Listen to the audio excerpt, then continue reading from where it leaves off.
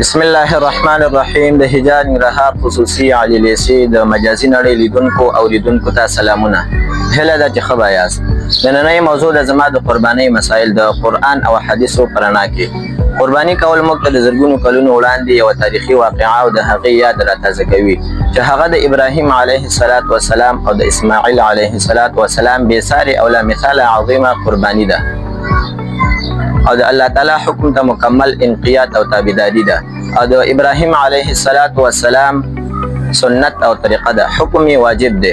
قرباني په هغه چا لازم ده چې مسلمان وي، بالغ وي، عاقل وي، آزاد وي، قدرت او اقامت والا وي.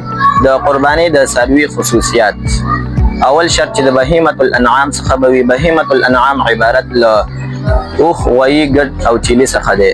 دویم شرط د قرباني څاروی به خاص عمر والا وي، یعنی 2 غاښونو والا به وي. دریم شرط د قرباني څاروی به د عیبونو نه خالي وي. څلورم شرط څاروی به د قرباني کوونکي په ملکیت کې وي. پنځم شرط د قرباني څاروي پورې به پردی حق نه وي، معنا دا چې د چا سره به شریک نه وي په ګاڼه کې.